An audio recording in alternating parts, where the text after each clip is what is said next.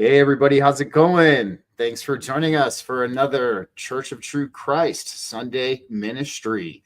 We hope all of you out there are having an amazing and happy Sunday, a great weekend. So let's start off with of course, the Lord's Prayer, direct from Aramaic translation.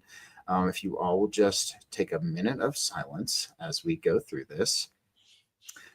O birther, Father, Mother of the cosmos, you create all that moves in light. Focus your light within us, make it useful, as the rays of a beacon show the way. Unite our eye kin to yours, so that we walk as kings and queens with every creature. Create in me divine cooperation from many selves, one voice, one action. Grant what we need each day in bread and insight. Forgive our hidden pasts, the secret shames, as we consistently forgive what others hide. Deceive neither by the outer nor the inner. Free us to walk your path with joy. From you is born all ruling will, the power and life to do. The song that beautifies all, from age to age, it renews. Amen. Awesome, guys. So today we are talking about the Christ within the age of Aquarius, on how we can, in a lot of ways, embody Christ in this age, and we can bring heaven to earth. You know, we've heard this saying so many times. How, bring heaven to earth. That's one of our biggest jobs here during this remembering and this awakening that we're all undergoing on this planet at this time. And we often ask ourselves, what does it mean to do this? What does it mean to bring heaven to earth? Well, I am going to start off with bringing up the Gospel of Thomas. And of course, we've talked about the Gospel of Thomas a lot on this show before. And, the kingdom of God and the kingdom of heaven is within you and without you. And that's how we're going to start this. At least for me, one of the biggest things we can understand when it comes to bringing heaven to earth is our external existence is a mirror of our internal one. We look at that phrase, the kingdom of God is both within you and without you. Hey, good to see you, Sophia. Thanks for being here. Appreciate it. And, so if the kingdom of God is within you and without you, we understand that the kingdom of God is all, and we talk about how the all is mind, and we take that and we channel it into our divine focal point that we are here. And we understand that this is, in at least my eyes, a good way to bring heaven to earth is to understand that your external existence mirrors your internal one. And through the healing that you do internally, you are going to see this shift happen and occur within your external existence. I did a post yesterday on X that said perspective is everything. It said stop viewing everything as an apocalypse and start viewing everything in a way to create heaven on earth. So this is, I think, one of the biggest key things when it comes to bringing heaven to earth is understanding the mirror of our existence. We have the external mirroring the internal. When we shift our gears and we focus on healing the internal and bringing Christ into our internal existence, and we can see that manifest outward into our external existence as well. I will hand it over to Diana. What does it mean to you to bring heaven to earth? Well, to bring heaven to earth, and it's what Thoth says it in the Emerald Tablets, that it's our mission to bring the spirit into physicality. And he says it in a poetic way. I'm paraphrasing here, but our job, and when I first fully got that, I was literally, because I'm a bit like Luciferian, and the fact that I want to take matter and go to spirit. But no, Thoth, who is potentially Lucifer, depending on what you think. A lot of evidence is coming out Thoth is Lucifer or part of the same being. David was saying that Lucifer just might be a bunch of beings, the light bringers, right? But anyways, we are to bring spirit into matter. And that's scientific too, when you get into the quantum layer of things. So we, given like our middle pillar, our chakras that continue up, like you don't just have 7, you have an infinite amount, but 12 is actually a graspable number that we can all attach to going out into the cosmos. So when we get these links online, like a computer stream, when we get these links online and we open up the crown into the higher chakras and likewise open the lower chakras down, they go and they seed right into the core of Earth, and they go up and they seed right into the core of our galaxy and beyond. So if you think about it, when we are actually online fully embodied in the fullest potential we can have, that is naturally taking the highest of the high and seeding it down into the most physical of the physical. And then that's our job, and we birth that into more spirit, into more matter. So the spirit becomes matter because of us.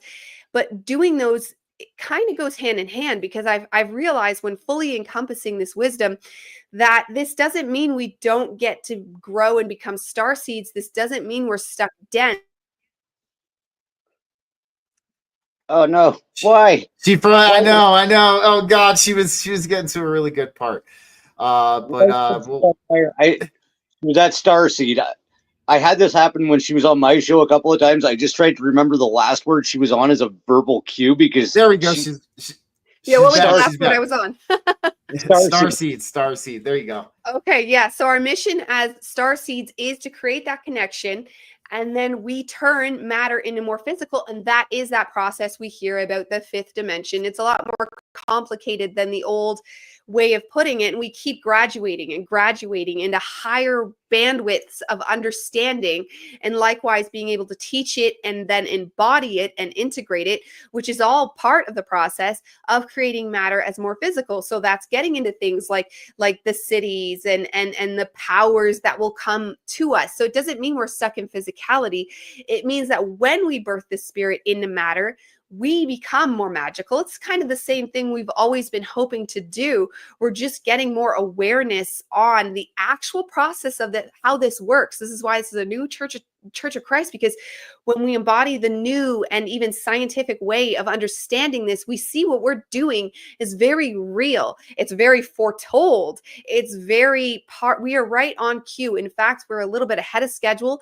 We've skipped a lot of the cataclysms that were meant to happen. It can seem like things are chaotic right now, but that's just all of the process of birthing spirit through matter. So we are getting more etheric in our nature, but we are still meant to stay physical, because apparently we've never been fifth dimensionally physical to this degree, where we started low and went high. They've had it where they started high, trickled down. They haven't had it where they started low and went up. And that's why one of the reasons why we are so important as humans.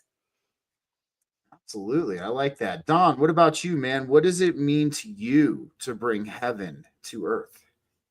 Well, both of what you've been saying absolutely resonates, and I just kind of want to run parallel to what Diana was saying, and I think it may even pick up where she stopped there. Is, to me, it's an emotional state of bliss that allows you to pass through the frequency of this embodiment. And the higher the connection to source creator, the easier the travel through this reality is. And it would almost become euphoric or heaven-like when you reach that flow state and you're divinely connected, as Diana was saying, right? It is all an emotional vibration that you're going to reach in order to ascertain your own personal heaven here on earth. I dig it. I like how we all kind of had we essentially all kind of said the same thing, but in a different way. That was pretty interesting. That was pretty interesting. If you don't mind, because Diana brought it up, I think this is something a good topic we should touch on, because I feel like a lot of modern Christians, especially when they hear Lucifer, it sends like a visceral sensation through them, because if you look at the modern Christian canon and the way Lucifer is depicted in modern Christianity, Lucifer is Satan. But we've come to find, when we dig a little bit deeper and we don't just take everything we hear at face value, we come to understand that, at least in Lucifer actually has a very reciprocal relationship with Christ. Lucifer is still an angel in heaven. There's a lot of Bible verses that point to this. As far as who the actual Satan is here, we all have our opinions and speculations. I do think it goes by the name of Yaldabaoth. It does not go by Lucifer. But getting back to the reciprocal energy, we see Lucifer is, a lot of the times, he's a tester of humanity.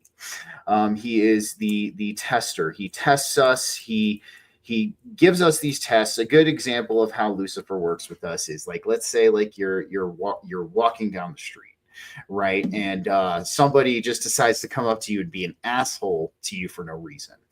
And Lucifer's the one who comes in and goes, all right, Steve, so like you have two choices. Like you can just let that roll off your back and understand that guy needs some healing, and probably needs to do a little bit of work on himself and not let it bother you. Or you can turn into fuck around and find out, Steve, and go back and combat him with what he just had. So that's kind of like a good example, like an everyday example of how Lucifer works with us. But Lucifer being the tester, one of the biggest things about humanity is, in order to grow, we have to be tested. We don't just, and I even brought up this question.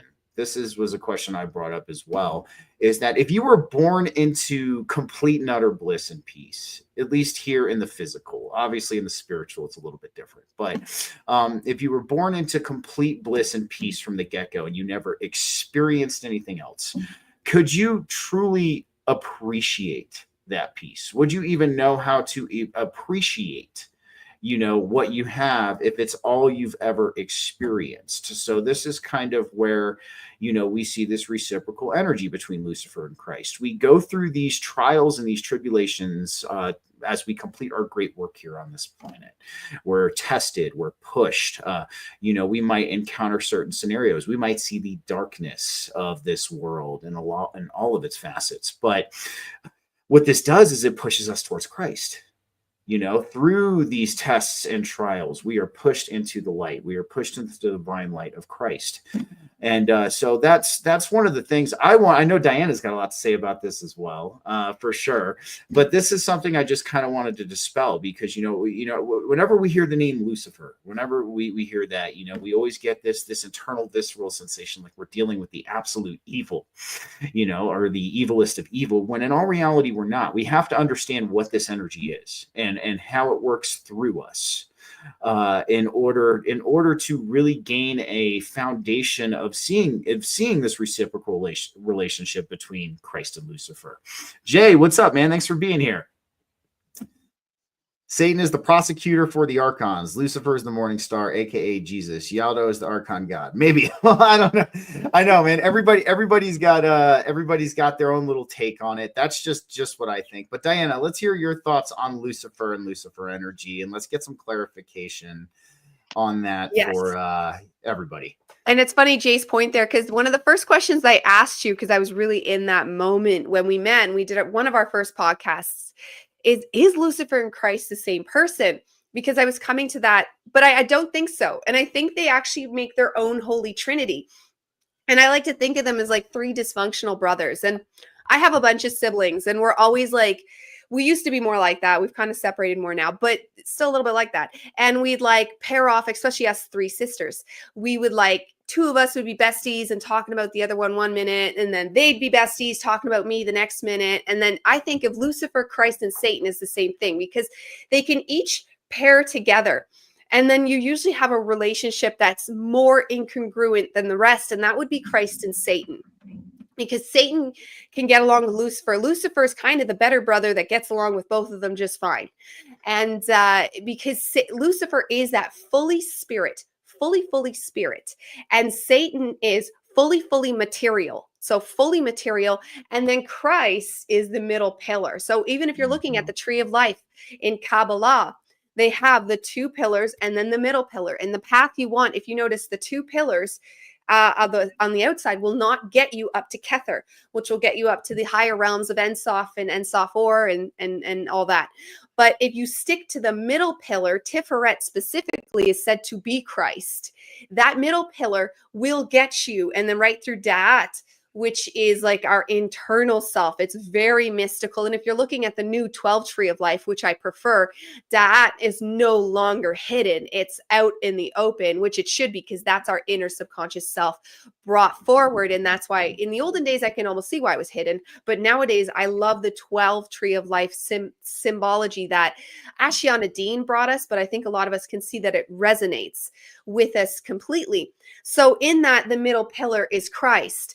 And then when you think about it, in this age of Aquarius, how we are all going to become, or we should aim to become, individuated Christs. Individuated Christ, because the age of Aquarius calls us for individuation.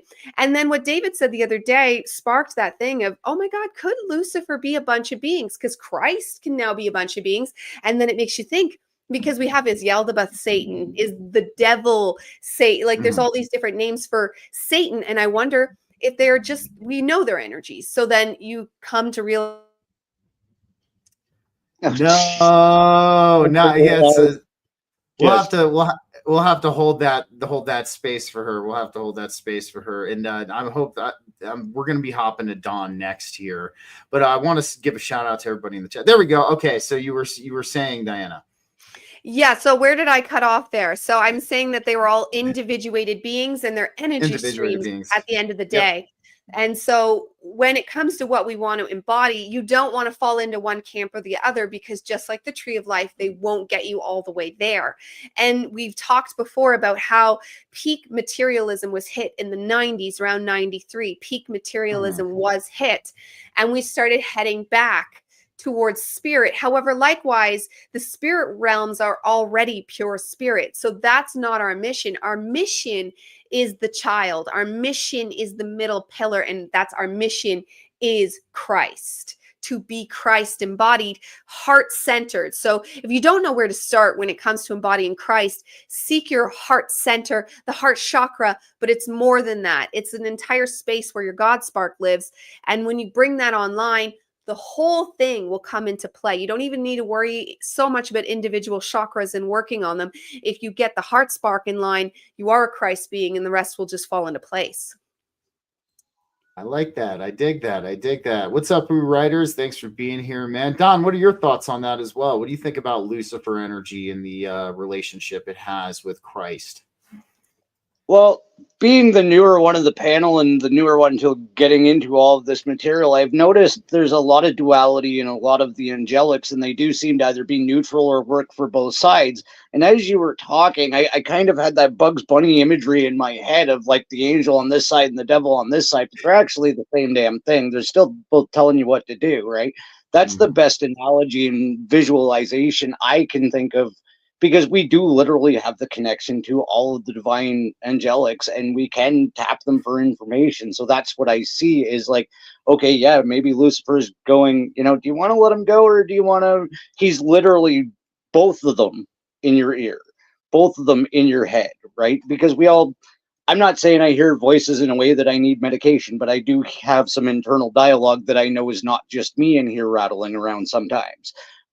There's other sources that I turn to for advice within myself, and oftentimes it is, do I really want to go teach him about that, or do I hope you have a good day, sir? So I think there's a little bit of that duality in all of us, and I could absolutely see, if you're only going to see the bad things in what the Luciferian energy does, of course he's evil. But if it's left up to a choice, which it seems like it is, then it's kind of still on the middle, which is us, to make that choice, right? Absolutely. And I do want to touch on what you were talking about, Stephen, about the trials and the appreciation. And this is something I don't shy away with. I left home at 15. When I was 16, I did have, luckily, some summer months of homelessness, wherein my residence was a Tim Hortons cardboard recycling dumpster.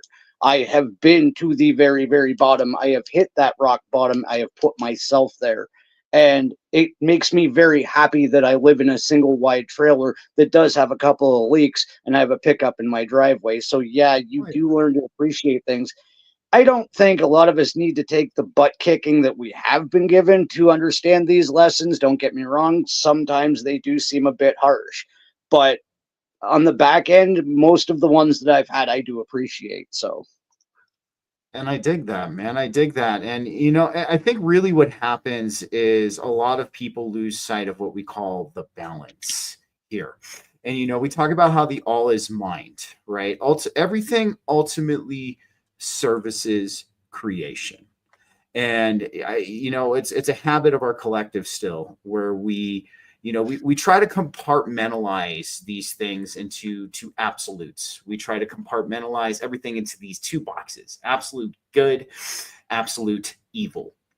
And when we do that, we start to negate the growth we can see from taking both of these boxes and understanding that both of these boxes actually service creation.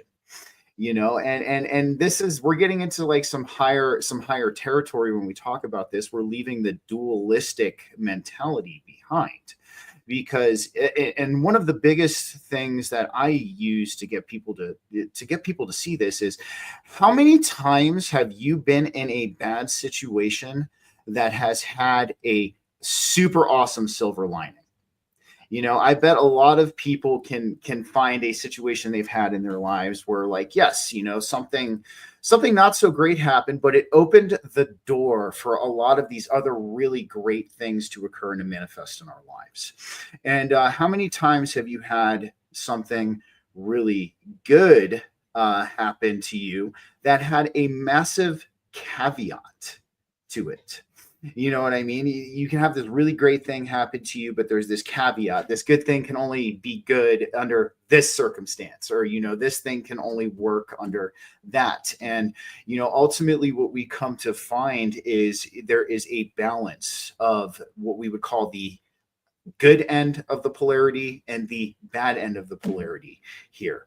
And even if we're going to go into the Bible, there's a lot of instances where, we've seen angels and the divine itself not do such great things in order to open the door for a lot of good things to happen. And we've even come along and seen what you would call like these beings who are more on the negative polarity as demons come in and do not so bad things before, and so this is just something that we have to address as we expand ourselves further on our inward journey with Christ, is understanding that ultimately there's a balance here.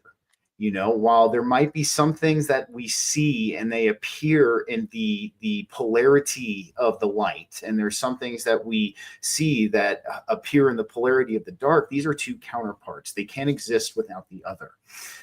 So this is just something I want to bring, since we were even just talking about the subject of Lucifer, and everybody was talking with Don, talking about his trials that he experienced, and from what Diana was talking about, how Lucifer, Christ, and Satan could be a potential trinity when we're looking at these energies and how they're expressed in this fashion.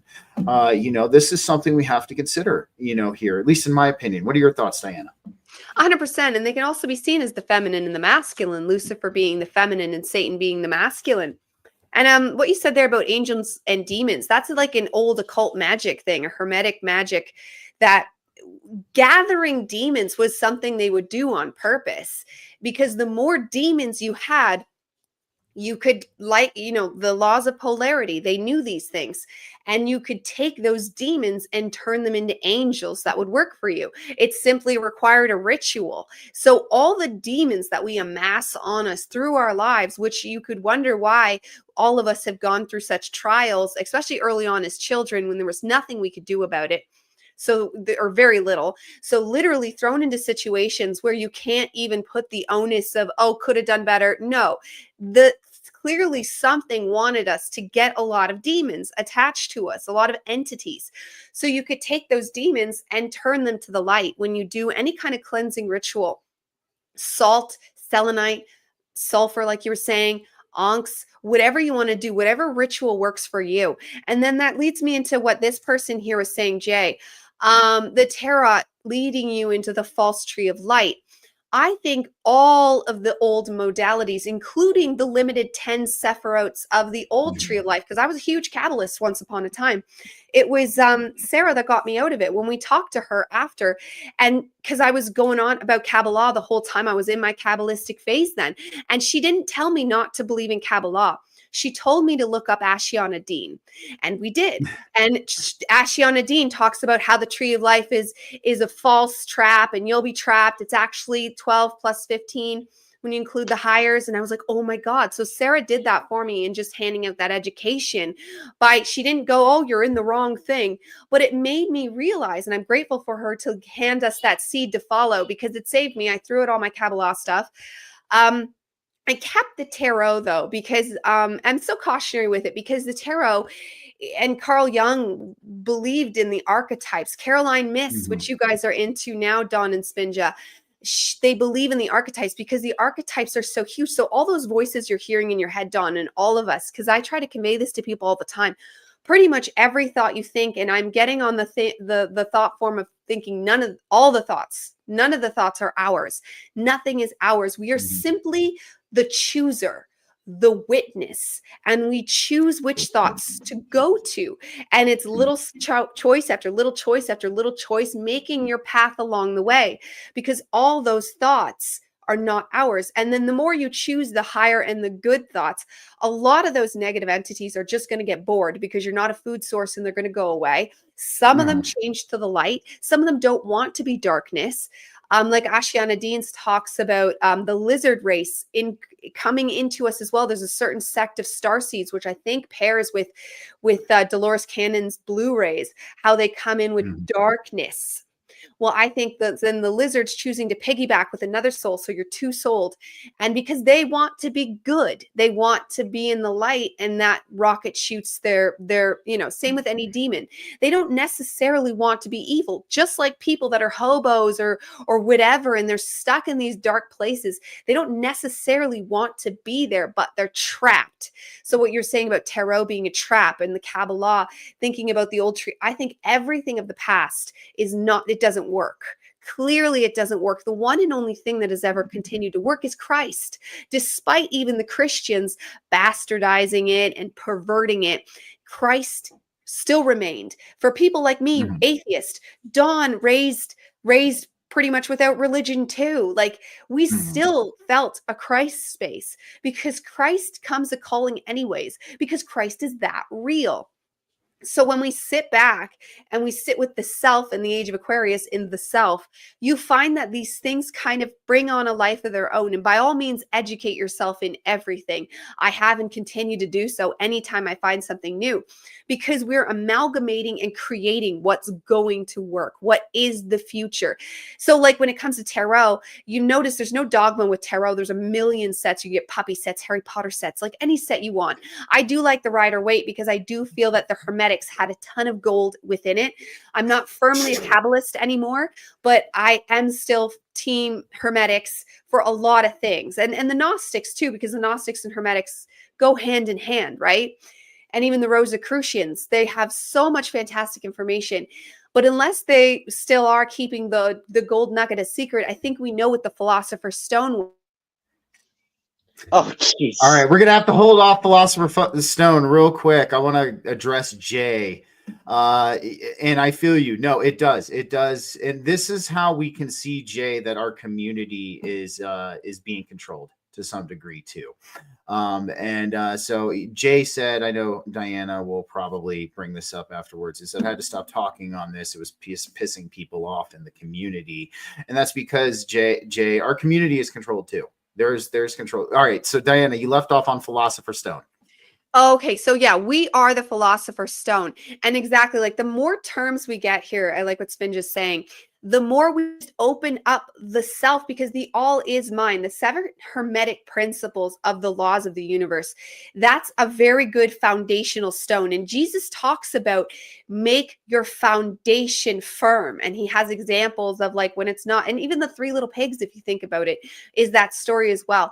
And you can't go wrong. And they're not dogmatic. This is why I always recommend the book, That Kybalion, to people, because just simply learning the laws of the universe, that's it. That's just how it works. And when you think about it and you look at everything around you, it 100% lines up. So the evidence is there and there's no dogma, and then you form from there. But then we also like Christ, because Christ, it holds us in that safe space and it brings us through this world in just a way where we can trust and know and be held, because we all want that. This world can feel very gross and dark. It just, because we're not higher yet. And that's why we want the Christ. But truly, we can do this individuated if we wanted to without Christ. We don't, but you do. I recommend it. I feel you. Don, what are your thoughts on this, man? What do you think about stepping outside of the dualistic box? Absolutely. And like Diana touched on there, you're the observer, and I guess you would call it that separation of self. And it was actually one of the most fundamental things that actually brought me back to reality when I was going through the crazy beginning stages of this awakening. Is I basically threw a mantra into my head when I realized everything that was going on is I'm a pilot. This is the most advanced flight suit, I'll call it, I could possibly have in any reality. It is a wonderful biological machine that works in connection with my consciousness. And a lot of us have gotten into the construct mindset that we are this and we are not. We are actually what we're connected to. We're just experiencing this, and we've forgotten that we've came here to have the most positive and productive experience. That's the entire reason we came in or even agreed to this, was to A, get this back on track, and B, to have the most positive experience, to see what it's like to be a biological entity, right? I'm going to paraphrase Frank Castle here. We've been the grass, we've been the rock, we've been the tree, we've been the leaf, he does it a lot better than I ever could, but we came here to experience life, right? Mhm. There's some crazy stuff that could go on to, the whole construct being a trap, and I'm not going to sidestep us there, but no, that identification of, being connected and you are not your body is one of the most fundamental realizations I think people can have at any stage of their awakening. It's a holy Absolutely. trinity as well, right? Body, mind, spirit, and you want them to work together, but you're not just the body. 100%. It's facets of our awareness, our consciousness. I do want to bring up something that Jay Skyrunner just said. I wanted to address this. She is awesome and right. The old ways no longer serve us. The portals in, out, bodies, and the here and now is what we can activate for the new energies. And this is something we've talked about a lot here on Church of True Christ, is that, and when I say this, I don't mean the new age movement. When I say that we are in a new age, I mean that we are actually in a new age, just like we said, Christ within the age of Aquarius, right? So we are in this age of expansion. We are in this age of awareness, and with breaking through to this new age, there are new ways we can access and cultivate our relationships with the divine and Christ. And this is actually Diana and I have actually coined this term as, and plus a lot of people in our spiritual panel, we've coined this term as blue collar spirituality. And so this is what I mean. Now we're getting out of the ways of fundamentalism. We're getting out of the ways of dogma. Now we're starting to see that we can embody these principles and we can bring spirit into matter. We can bring spirit into our everyday life. We can bring Christ and the embodiment of Christ into our everyday life. And this is something we're the frontiersmen and frontierswomen of this right now, this new age. And we're exploring these new methods, we're exploring these new practices that are showcasing themselves to us. And we have to explore, we have to be able to branch out. Of course, one of the biggest things that I agree with Diana on is having that foundation in Christ, because when we achieve that foundation in Christ, we have that stability and that security for us to expand ourselves even further, and to take on these new concepts and to go on these different avenues and find these new ways to have our relationship with the divine in Christ. And I still see a lot of the fundamentalists and a lot of the dogmatics even going through what Jay was saying. He can't talk about this stuff in our community, and we're kind of the redheaded stepchildren of our community for talking about this, but we're going in it with stride. And one of the biggest things we have to understand is, dogma and fundamentalism come in many forms. It's not just when it comes to religion and the practice of a spirituality. It can come down to narratives, ideologies, anything, when we look at dogmatic and fundamentalist thinking. So the one thing I want to shout out to Jay about here, at least, is you're doing the right thing. If you're catching the flack, you're doing the right thing. And this is something the divine, I think, shows us in our journey. You know, even when we first embark on our spiritual evolution, right? We deal with the Smith effect. We're catching flack from all of these people around us. And, you know, we continue to move forward and we continue to grow and we continue to evolve. And, you know, we catch flack from people in our communities for maybe opening our minds up to a new train of thought, you know, one that kind of goes outside of, you know, the realms of the egregoric thought of our community at that time. So this is what we have to do. We have to be the brave ones in this. You know, we have to be the ones to have the courage to be disliked at times. And this is true courage in my eyes, and this is walking with Christ, because Christ was a revealer. He was a truth bringer. Christ didn't care if people liked him or not. He was there to deliver a message. He was there to awaken us. So this is something we're going to deal with, guys, especially as we expand ourselves into this new age a little bit further, and we explore these new avenues and these new ideas. And, you know, I was actually catching some flack from somebody on X. I'm not going to mention their name. It was more of a passive aggressive post about what I was posting, but she is also a Christian too, a little bit more on the fundamentalist side. And really all I'm saying, guys, is keep yourself open. You know, as we continue to evolve and we continue to walk with Christ and the divine, these new layers of this spiritual evolution, these new layers, we've talked about layers a lot on the show before. They're going to start showcasing themselves to us. What we thought what could have been beneficial to us may not be beneficial to us anymore. There could be something opening up that services us in this newer age that we're in. Sure, maybe this old format of this could have been beneficial in the old way. Don't get me wrong. But now we are opening these doors to these new layers of remembrance, and we're going to keep opening more and more and more and more of these doors. So that's why we have to remember, we have to explore, we have to have that courage, and we have to walk with Christ when we do this, because we may get disliked and we might get chastised for exploring these new avenues. What are your thoughts, Diane? Oh yeah, go for it. I don't care. That's I'm a Sagittarius, like too. I'm predominantly Sagittarius, so that's fuel for my fire. I'm used to getting made fun of.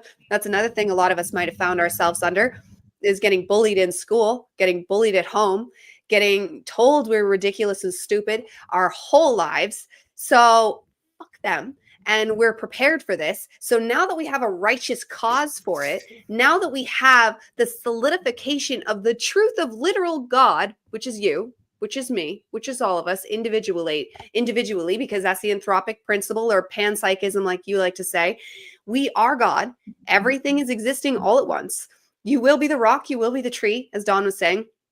You are everything. So give it your all, and to damn what anybody else says to you. Absolutely to damn with all of them. I don't care who they are. You live in your freaking truth no matter what. Boss, parent, wife, husband, dog, it does not matter. Whoever argues with you, that's it. You middle pillar. This is actually your spirit finger, by the way. So you can send this to people with love and light, because that's in mudras, middle finger, spirit. So they were secretly telling us something all along. You need to come alive in the name of Jesus, for real, in the name of Christ, because I am Christ. When we are in our truest to true selves, this is why I stick to Christ. This is why I wrote down, like, all those things I used to learn all the time. I have ADHD, and a lot of us have found we are divergents in one way or another. So holding terms and concepts and exact definitions has never been my thing. I can't do it very well, though I could ace a test if I wanted to, because that's just the ADHD magic.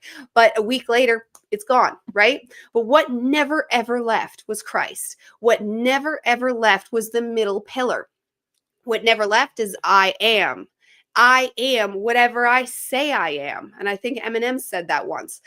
I am whatever I say I am. And I choose to be a Christ, because to get the middle pillar, to reach through Kether up into the higher realms, into fifth dimension, whatever language, heaven on earth, whatever spiritual language you want to throw on this, it doesn't change the facts that you want, the alignment, the spine, the chakras, the Christ, and that place will bring you to your highest point. So whatever that is for you, because we all have these different things we're going through, jobs, people, because you don't need to say goodbye to everyone you love because you want to do this path. You don't need to go to be a monk in the woods or the mountains like they still do today in Tibet, that kind of thing. You don't have to do that anymore, because what good does that do to bring the grid online everywhere? Sure, Tibet shines as a wonderful spiritual grid, but we need everywhere online. And if I would look up and see where you live, if you live close to dragon lines, ley lines, any activation or energy point, go there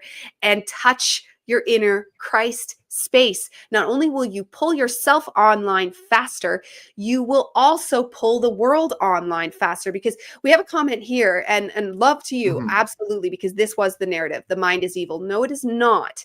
You can reprogram it.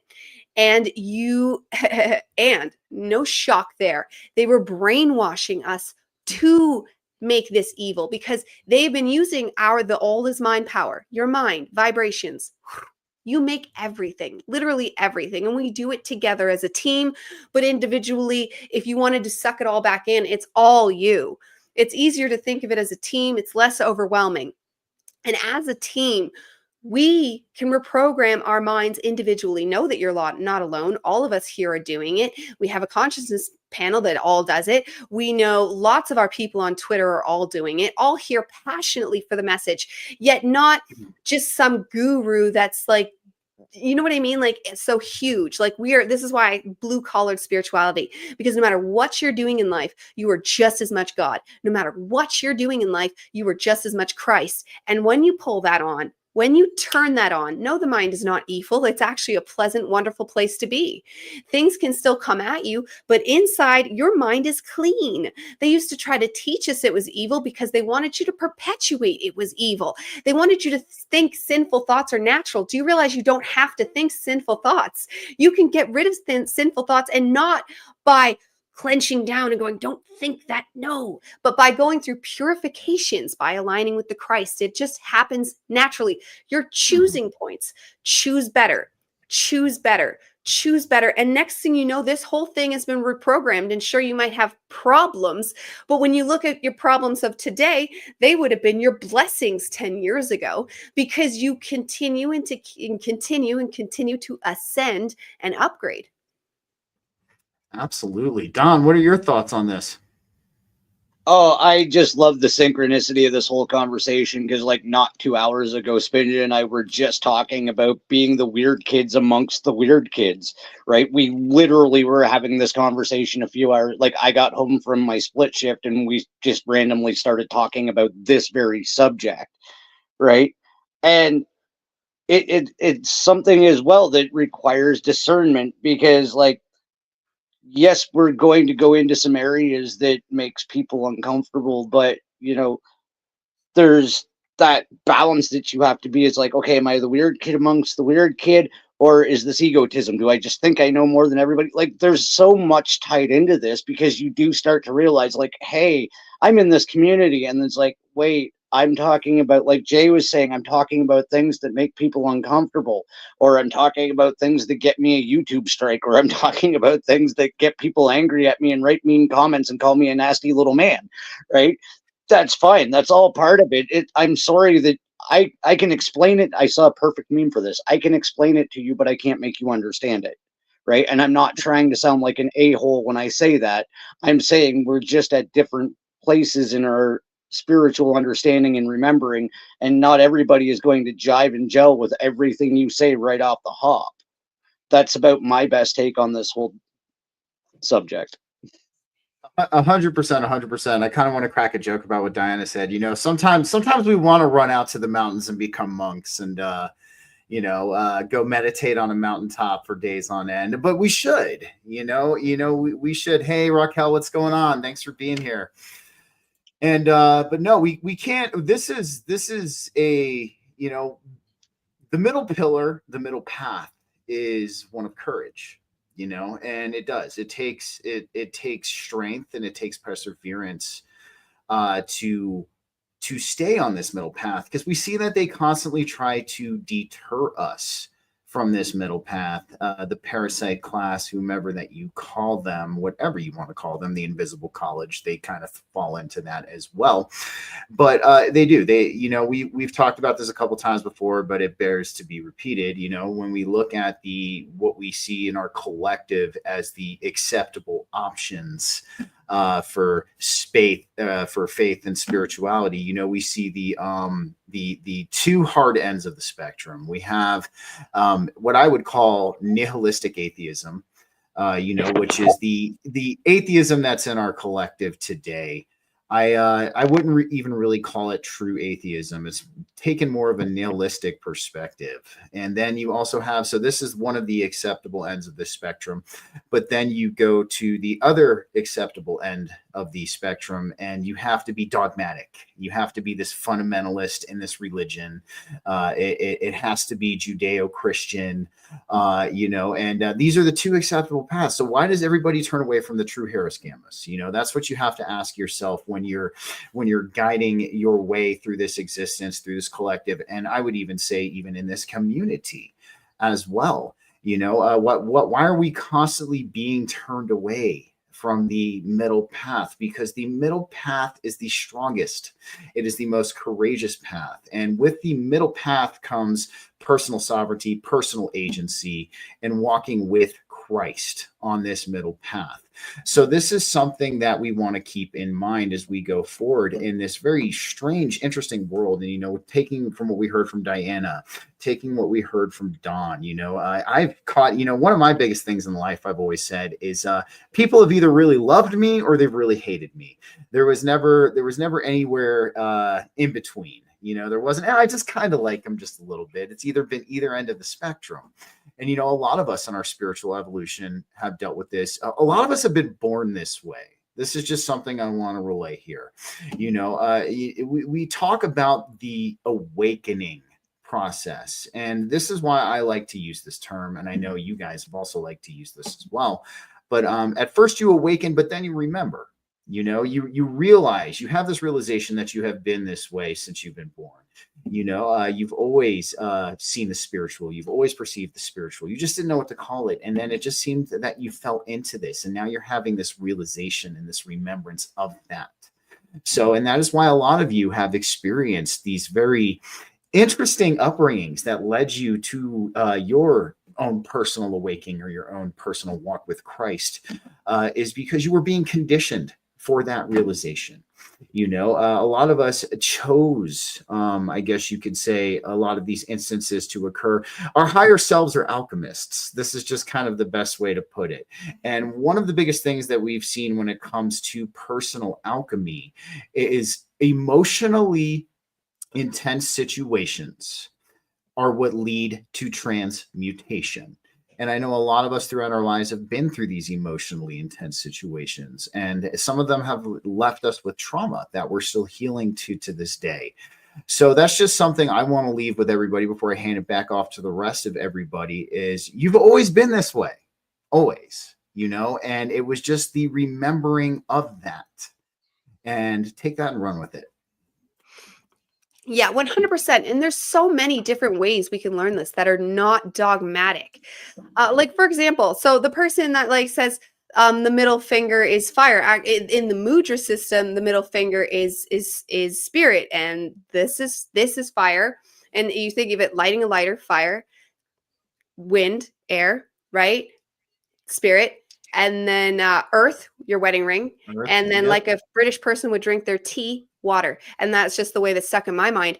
But if you have a different system that says something else, go for it. Because I'm telling you, when it comes to the elements and learning how actual existence birthed itself, you hear every way. You hear fire was first, then this, then that, then the other. Then you hear earth was first, then this, then that, then the other. I think when it comes to the elements, their personalities remain the same. What they do for the world seems to remain the same. And fire is very close to spirit. But you can get every version of the story in how actual creation came about. This is why I don't buy into any creation stories one way or another. And this is how we eliminate dogmas, is we realize we are all learning tons of different stuff. What we can do is at least not make fun of each other for it, which I think everyone's doing here. So thumbs up. Because I've always seen positivity in the closer community of you just naturally gravitate together. That's just what ends up happening, right? And there's usually very positive interactions, right? Besides the odd person that seems to, I've never had that myself, but I've seen you guys have it. Maybe I'm a girl, I'm spared. I don't know, but I had one guy call me a gargoyle once, but that was just in an after. It wasn't during a live. So but we get these things, and I've been called schizophrenic, but who cares? Usually the people that'll come at me in comments, not during a live, which is lucky, but in comments is the dogmatic atheists and the dogmatic Christians. They are both two people in the same camp, and they don't even realize it, because 100%. The only problem that comes in here is dogmas. That's it. Just have no dogmas. It's okay if somebody tells you this is the fire finger when I'm saying it's the spirit. Okay, that's fine. That's beautiful. And that's just the example that's just happening. But like, this is why we get made fun of. This is why people come at us, because you shake their ego. They're like, oh, you're saying something that is not, like, it's too big for them to let it into their reality. So they'd rather tear us down and destroy us versus, honestly, because they could choose to just let it be.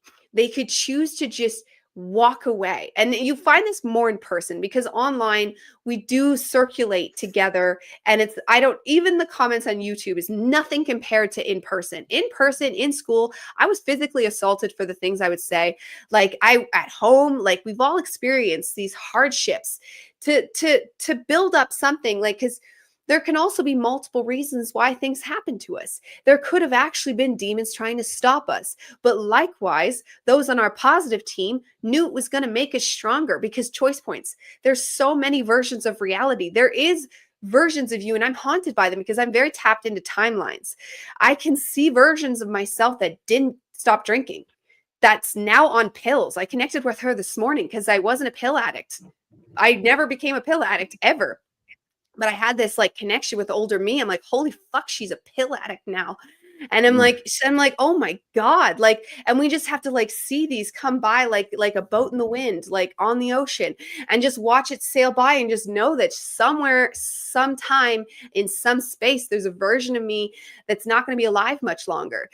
But I'm the choice point, and that's all I can do. That's all we can ever do, is choose the highest. And maybe there's a version of me that started choosing higher sooner, and so she's even better, and she's even higher. And we are supposed to make congruences. And this is one thing I've even asked Sarah the Alchemist, and anybody I can get to answer this question. I've never had someone answer the question. I should ask you tomorrow, Dawn. But like, about these timelines, how physical are they? Because that kind of thing haunts me. How physical are these extra timelines? Or are they just still thought forms playing stuff out like etherically? Or is some physical version of me in that much pain still? Because that haunts me. Like, I want to like rip open a portal and save her and save everybody. But all we can do, because we can get overwhelmed by just what's happening right now in this reality of the poor children and all the awful things that are happening, is just the highest choice point. What can I do right now? What's better? What you were saying before about like, it's not black and white, and they always say it's gray. Well, actually, mixing all the colors together can make white or black. So you have the spectrums right there. And then everything in between is all the colors. So we are so infinite in our, that's another thing they didn't want us to know, that we have so many possibilities and potentials that we can always be choosing from. So many things. They wanted us to think our lives were like this, you're going to do this and work and then retire and then die. And then they wanted it so lame, work 9 to 5. The 9 to 5 system, if I knew how to tear it down, I would. I don't do the 9 to 5 system. That's the best I could do. And then I tell everybody to quit their jobs. That's another thing I can think to do. I honestly, let's just say I love the ending of Fight Club. I love that ending. I like that ending too. I'm with you on that. Don, what are your yes, burn it all down. But Don, what are your thoughts, man? Well, I would probably, on what Diana was just saying, if you can bring up my lovely partner's last comment. I was going to save it for the show on Monday, and I'll touch on it here briefly. Yeah. No, up one more. Sorry. That is 100% factual. I had a lucid dream where I woke up in a consciousness where I was mid-drink. I have been sober for coming up on 4 years now, and I snapped into that reality and was about 3 beers deep and went, I don't do this anymore. And then I realized I was actually that version of my consciousness's higher self. In that reality, I told me what would happen with the life I'm living now. Quit drinking, quit doing this, quit doing that. And I'm not against drinking. I freaking loved it. And that's the problem, right? But in that reality, I was able to realize that me here was in there. I don't drink, and I can explain it to me better than anybody that this is the way your life will change for the best. And I did, and he stopped. Now, I'll go a little more in depth on that on Monday, but yes, it is completely possible what you were proposing. It is exactly what I've had my butt cheek in. I've had the same messaging, so we should definitely talk about that tomorrow. That I am my higher self now. I went and I had a higher self person take over and help me do stuff years and years and years ago, and then it hit me now because I was like, "Where is this person?" And it's you. It's me right now. It's who I am right now. I went back and did that. I am the higher self now, and then there's even higher selves helping us. So yes, love that. We've definitely had some experiences with that. I mean, especially if you're on your spiritual evolution, I wouldn't doubt that you are no stranger to addictions and bad habits. You know, it seems to be something that yes, Raquel, burn it all the hell down. It does all have to collapse. Real quick, I wanted to give a shout out to Jay Skyrunner again, real quick. In Qigong, they are all different. Yes, because in Qigong, you have the elements of wood and metal that actually get added into the mix. So yes, I wanted to give Jay a shout out on that. You know, when we're looking at it from that perspective, you have wood and metal that get added into that. One thing I want to talk about, because Diana brought it up, she's been doing great on this convo today, but I have some clarification I want to add as well. What does it mean to choose and pick timelines? What does it mean to hop timelines? You know, I think a lot of people get confused sometimes when we talk about this topic, and in all reality, it's not super confusing. And you know, I know we're each going to kind of give our own little clarification of this. And I've dealt with the Steve and other timelines before, and that Steve didn't go down such a good road. But what does it mean to hop timelines or access these higher timelines of ourselves? So one of the biggest things I can tell people is look at your choices.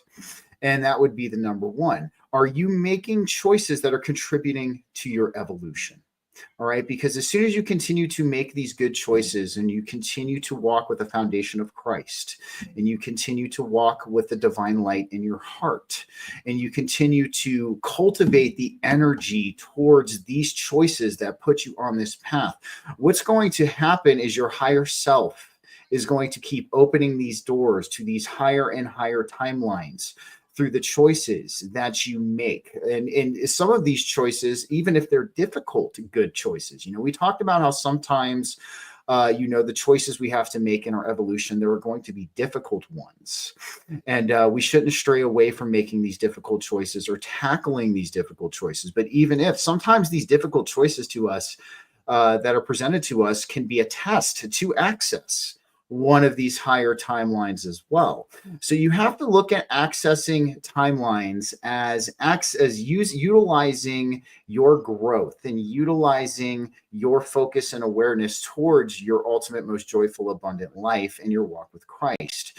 Now, you can look at it from the opposite end of the spectrum too. You can actually downgrade timelines as well if you continue to stray away from Christ or the divine, if you continue to make choices that aren't good for your evolution, just kind of like what Don was talking about. If he decided, and I'm glad, I want to say congrats to 5 years, by the way, man, that is freaking monumental. That is awesome. Congrats on that. I saw that in the comment. But that would be like if Don just today, as soon as we got off the show, decided he was going to go crack and destroy a 12 pack. You know, this would be the opposite effect. You would be downgrading timelines. Don would be hopping back into that version of himself that he stopped in that dream, you know, and said, hey, I don't do this anymore. So ultimately, it's when we're talking about timelines, don't let it get hyper complex, guys. It's all about in the choices that you make. And it comes down to the choices are the choices you're making gearing you towards that divine light? Are they gearing you towards walking with the foundation of Christ in your life? And ultimately, if all of these choices that you are making are doing that, you know you're going to continue to access these higher and higher timelines. What do you guys think about this? Yeah, 100%. 100%. And you stopped drinking in 2020? Yeah. Me too. That's so we clearly got the This same is awesome. wave of whatever came through where spirit was like, enough is enough. Because I'd already been awakening and learning for maybe 10 years before that. But it was always just like never going further, because especially the way I drank, because I wasn't a healthy drinker. I was at that point I was probably a wino. I was off, the vodka, but no, 2020 came and it was 100% over and forever. It was just this whole, and even still to sometimes I get this, especially because I loved wine. I get this like never again. And no, never again. Like never again. I sipped a juice once in the fridge that had fermented, and a part of me started going, "Oh, a fermented juice," because I think it was like I think it turned to alcohol, and I was like, "Oh, am I allowed this? Did God give this to me? Is God giving?" And I had this whole moment with this freaking juice that fermented, because it was this expensive tart cherry stuff you can get. And I was just like, oh my God. I was like, is God telling me I should drink? Am I allowed drinking? And at the end of the day, I had to choose. God didn't come through. I really hoped he would. It was delicious. And I really, really, really wanted it. But no God came through to be like, yes, Diana, have that drink. So I was like, fuck. And I threw it out. I'm like, not even this. Nope, nothing. Never. It's over forever. And it just is what it is, because there's just certain things that are just not going to do you well. And maybe some people can have a healthy relationship with drinking. I don't think so, because the way alcohol works, it disintegrates the spirit. It disintegrates your auric field. So you can't hold your auric field as strong. Same thing as living in a metal building. You cannot have a strong aura if you're drinking. We're thinking. Oh, all right. So I know I'm gonna send Diane. We're all gonna pitch in, and we're gonna send Diana a Wi-Fi amplifier, just so. But Yeah. But there you go. You're back. What were you saying? Oh, I don't know where I cut out, but I was just asking you if that kava stuff, because that's like a plant, right? That's natural. Kava. That kava. Yeah, kava. So what kava is I call it almost, it's funny. Real quick, I want to address a couple of comments before I go into that. Lee, so self-sabotage. What about self-sabotage? Well, take that term. You look at self-sabotage, right? You are knowingly sabotaging yourself. You are aware that you are sabotaging yourself, and that is, you make the choice to sabotage yourself. So if you are making that conscious decision to sabotage yourself, yes, you are. That is making a poor choice. And sometimes, excuse the dogs, my wife just got home, but that is what it comes down to with self-sabotage, is you're making the choice to sabotage yourself. So yes, you don't want to make that choice, man. And I know sometimes we can maybe, we're like, this is too good to be true. Something has to be wrong. And that's like, the trauma pattern, that's something that you have to have awareness of, to know that in your past, in your life, you have had this trauma pattern of when things have seemed good or too good, there's been a route of self-sabotage. Take it from somebody who used to do it, man. You can break free of that. I used to self-sabotage myself all the time. I wanted to address Sam's comment too. I think it's important to acknowledge, though, that we heal in spirals, and if we slip, there's a lesson in there somewhere. Of course, absolutely. And sometimes I think our higher self programs these slips in, and the reason why I feel this way is a lot of the time you'll get this slip, and through this slip, it's like you took like this step backwards, but then you take like 4 steps forward.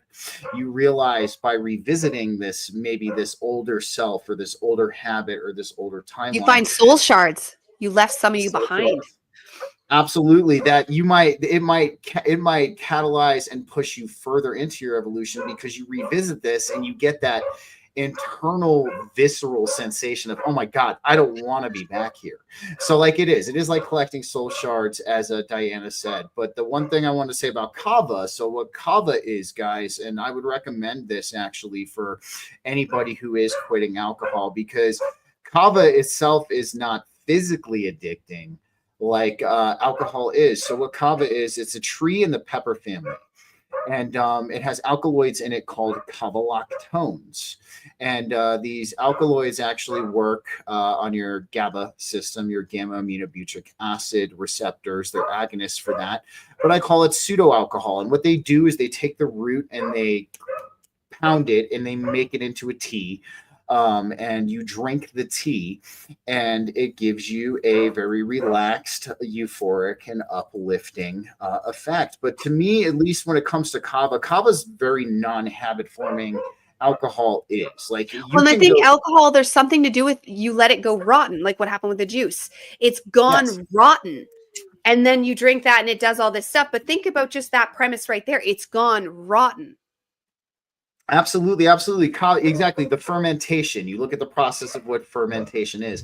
And even though, fermentation in spiritual alchemy is a good thing, we want to do fermentation. The middle ground is good when it's, what's it called? When it's sauerkraut. The sauerkraut realm is good.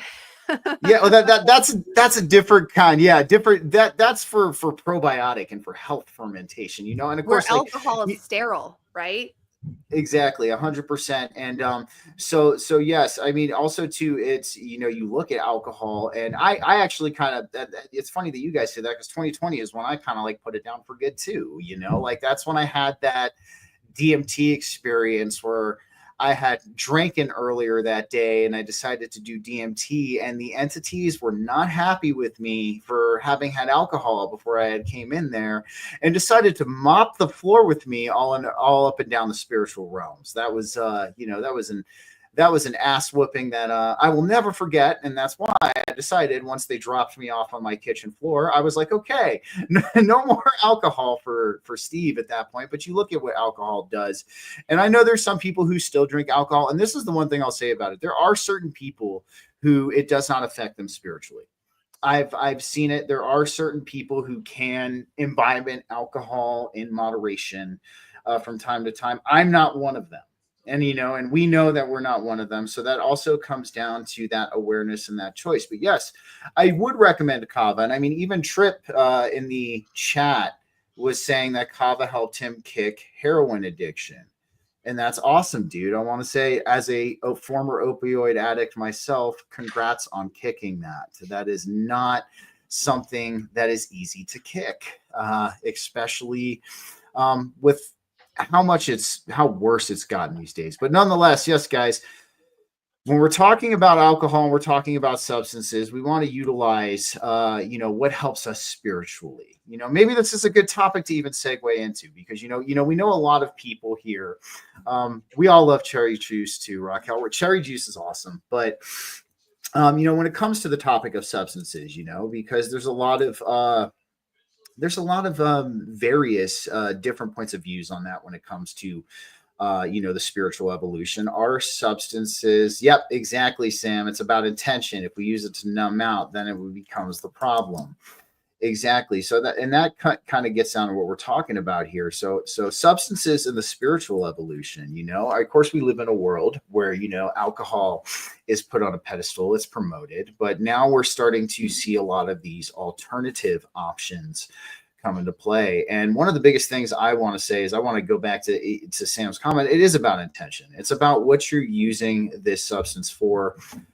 It's about, are you using it for a I would spiritual say purpose? it's always hurting your aura. No judgment if you want to do that. I eat Snickers bars knowing it's going to affect me. Like, not all the time, but that's my thing now. When I need a thing, I go to that, and I know it's going to hurt me the next day. So it's like, you can still do it, still be spiritual, but know it's going to hurt you. Because I don't think I mean, you can call me wrong and that's fine, but I truly believe you're getting hurt by alcohol. It doesn't matter. The intentions are great, and not being an alcoholic, that's fantastic. If you want to choose to do it for fun for one night, go for it.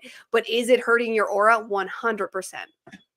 I definitely agree with you, Diana. I'm talking about intention for substances too, like in general, like even if you're using cannabis still, like, or if you're going to use an entheogenic mushroom as well, Yeah, or something along those lines.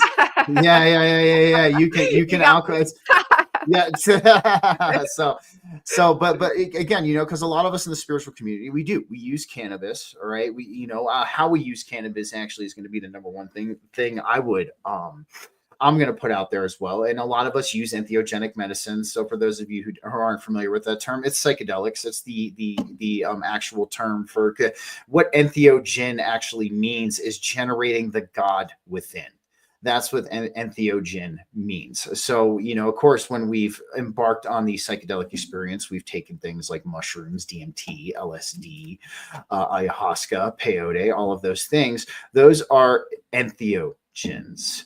And I'm going to disagree with you, John Paul. And the reason why I'm going to say that, it depends on what it's being utilized for. Okay.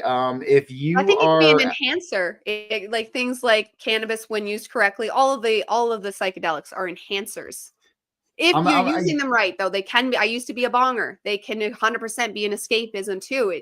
That one, I will say intention, because if you go into it sacred, like a ceremony, if you just like whatever, you don't even have to do a ceremony, but when you do it, you're doing it for sacred reasons, to elevate whatever experience, a walk in the woods, or just meditation, or to just make your day more spiritual. That's where that is. I would agree. And I want to hand this off to Don. I just want to say one last thing and give Don a chance to speak. But it is so it is. It's about even with cannabis. I mean, it's your intention with it. It's, same thing with psychedelics. One of the biggest things I kind of knack on with a lot of people in the psychedelic community is they're not doing integration. They're not doing any of the healing that they need to be doing, that the plants are showing them. And that's where I think we begin to traverse into escapism when it comes to psychedelics. You're not taking the lesson that the plant is giving you, and you're not working on yourself before your next experience. You're not integrating the experience you had originally. You are just having the desire to continuously repeat that experience. And that is ultimately, yes, you can lead into escapism with psychedelics. And agreed, John Paul. Let's get your opinion on substances, Don, because since you've been clean off of alcohol for 5 years, like I said, that's monumental. That's awesome. I want to say give Don a round of applause for that, because it is, especially when we're dealing with addictions. But what's your take on substances outside of alcohol when it comes to the spiritual evolution? Just to close out on the alcohol thing, like I said, I don't hate people that drink. I don't judge people that drink. I do believe it's going to have some effect. And if you can handle it every now and then, by all means, have your fun, eat your Snickers, whatever. One of the most prevalent things that ever stuck out in my mind is I was doing security at a bike show another lifetime ago. And there was a Christian minister that was part of Bikers' Rights Organization, which was an offshoot of, anyway. He got really hammered the one night, and we all kind of went, "You're a minister, you don't drink." And he was a recovered alcoholic, and he's like, "It's a slip. Sobriety lost its priority." And he only did it for the night. But that was his mantra. He knew he was going back to God the next day. He knew he was going back to what he believed in. He knew everything. He had a slip. Sobriety lost its priority for one night in his life. And I think as humans, if you can handle it, you're allowed to do that. Now, absolutely. As far as the other substances, I would go with, I am looking at getting some mushrooms to go on a bit of a journey myself. Lee's in the chat. He knows what I'm talking about. Again, I have to go back to what we feed our minds and what we choose to take in any format And what we make our reality in our hearts is the timeline that we're going to draw in, right? So if you're experimenting with entheogens to learn a higher lesson and find a divine purpose, I believe that's where you're going to be guided to. If you're just doing it to get your rocks off and have a good time, if that mushroom F's you up, you kind of deserved it, right? That's the way I look at it. That's my personal opinion. You can get mad at me all you want. If you're tripping just to trip, then you're probably going to have a bad one. If you're tripping to experience the divine and find your true self, then you're probably heading for the right timeline, because it's about self-discovery and learning who we really are connected to.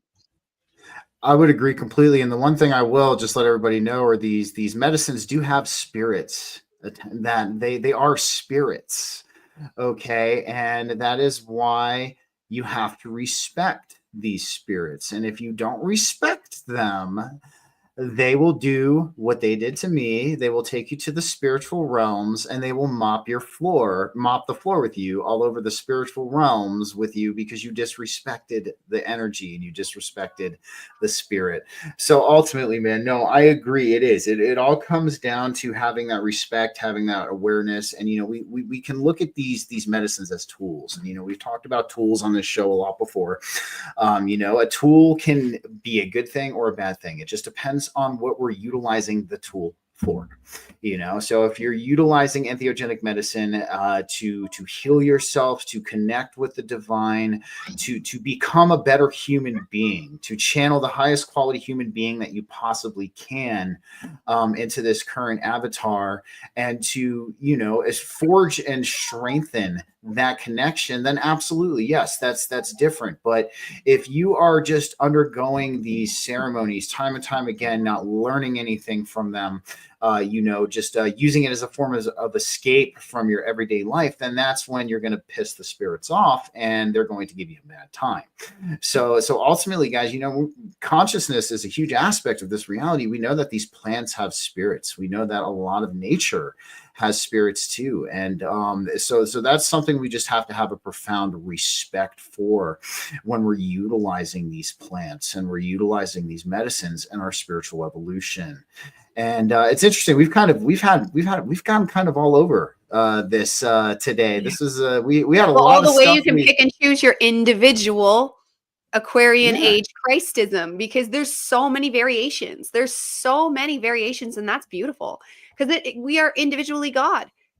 So whatever you want to be as God, and you feel that true in alignment, not in some ego takeover where you can think you are, but when you feel in your truthest of truth, that's it. Absolutely. And I mean, really, it is. This is what I mean, guys. And even going back to what we were talking about earlier, we are in a new age, and in this new age, we're going to have new ways to access the divine. We're going to have these new practices that unfold to us, and this is part of keeping ourselves open as we explore with the foundation of Christ too. Is understanding that we're being presented with this, at least for this batch of humanity, a very strange, unknown, and uncharted territory, and in this very strange, unknown, and uncharted territory, we have to have that courage to be the frontiersman and the frontierswomen of this new age. And, we're all going to have our different ways of exploring. We're all going to come up with our own unique subjective methods of connecting with the divine. But this is the beautiful part of this whole experience, and this is what adds to the beauty of this experience as a whole, is all of us together combined. Even though we might have these little slight subtle differences, as I'm very yang, Diana's very yin, Don is also John's very the yang. Child, John's the middle pillar. He's the middle pillar. I dig it.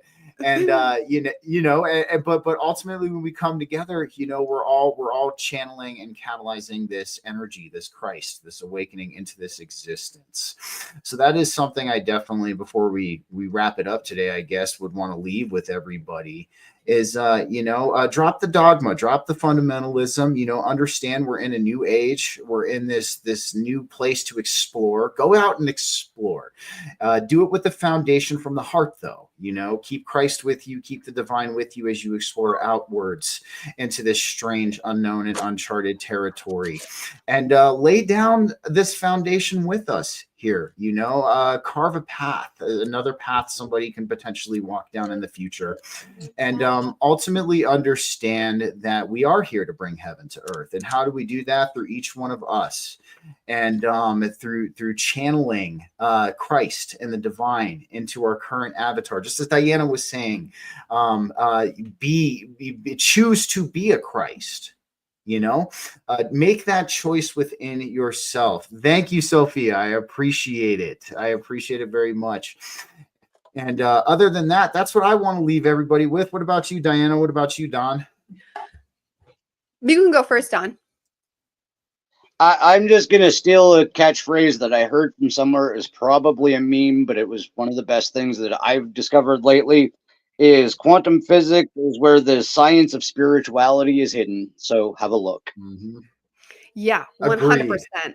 100%. And it takes you into the self. And that's all we can do. And we can just keep dissecting stuff and unpacking stuff. Because as Stephen said, we're in a new age, and that means discovering. And it's the age of Aquarius. So individuation. So your truth is your truth. And that's where you'll find your Christ. And that's all I have to say. Awesome, guys. Well, I want to thank everybody here for joining us for another Church of True Christ Sunday ministry. We will be back next week, same time. Don, you joining us next week? As long as I'm not working a split shift that overlaps, for sure. Absolutely, man. We'd love to have you again. We want you to be a part of this. It's great to have you here. So yes, we look forward to, hopefully Don will be with us next week again as well. Other than that, guys, you know how we do it here. Stay safe, stay free, but most importantly, stay sovereign, everybody. Have yourselves a wonderful and happy Sunday, and we will catch y'all next week. Take care. Yes. Goodbye for now.